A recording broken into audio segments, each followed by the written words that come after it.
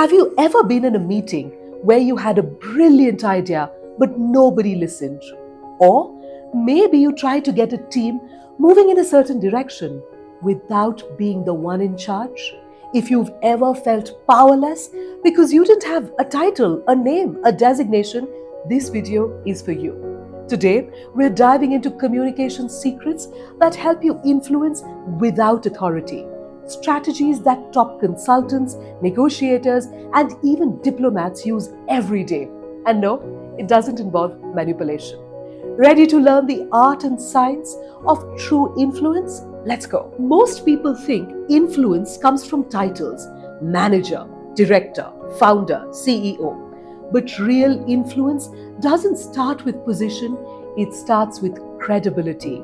And credibility comes from trust and likability.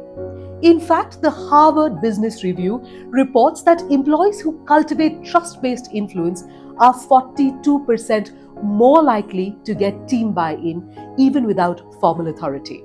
Think about a seasoned executive assistant, somebody who's not in charge, not with a fancy title, but they can really get meetings rescheduled, resources reallocated, tensions de-escalated.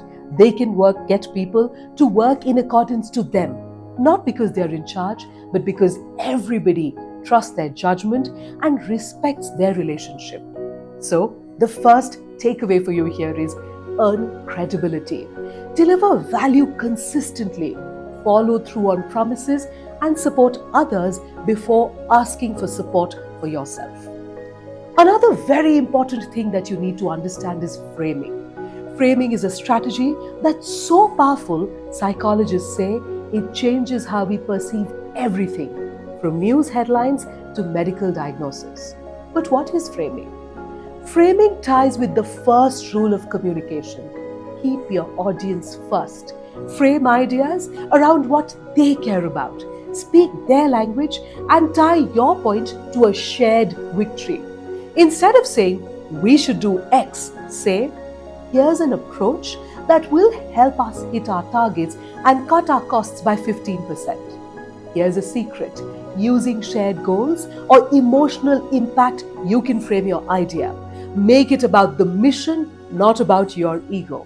In fact, research found proposals framed around team goals are 3% more likely to gain support than those framed around individual preferences. So, takeaway number 2, frame.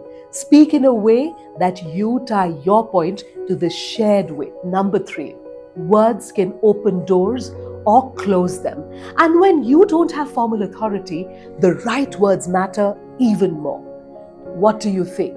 This is an influence phrase that really sparks conversation and disarms the opposition. Another one that's really powerful is this: "Help me understand." It shifts the tone from confrontation to curiosity, like you really want to know. Another one that's really good is this: "Would you be open to?" This feels like an invitation, something where you're requesting the other person for a collaboration and not a command. Remember Barack Obama? He was famous for using inclusive language. He used words like we, us, our. It made even the opposition, even his critics feel involved, not isolated. So, takeaway number 3, use language that includes. Influence happens when people feel heard, not when they feel talked at or ordered to. Number 4, influence does not show up when you need it. It shows up when you've been quietly earning it all along. So, support your colleagues' ideas in meeting. Remember people's birthdays. Say thank you publicly. These small things sound tiny, but they stack up. Takeaway number 4, social capital is real capital. Be the person people love and trust before you ask them for your support. And finally, speak without arrogance. Quiet confidence beats loud arrogance every single time, especially when you are not the boss. How do you project confidence without a title? Speak slowly and with intent. Remember, use facts and relatable stories. And finally, make eye contact and allow silence. it showcases control. People subconsciously follow the most certain voice in the room, the most sure person. That certainty can come from clarity of thought, not necessarily loud volume. So, takeaway number 5, speak with calm conviction. Your belief in your message will drive others to believe in you. So, remember this. You don't need a title to lead. You don't need power to create impact. You just need the courage to listen with empathy, the wisdom to speak with purpose, and the integrity to earn trust over time. Because real influence doesn't come from authority. It comes from how you show up again and again and again when it matters most. So the question isn't, do you have the authority?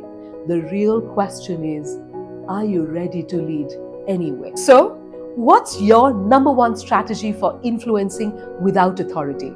Drop it below. I promise you, I read every single comment. And don't forget to like, subscribe, and share this video if it gave you new tools on your leadership journey.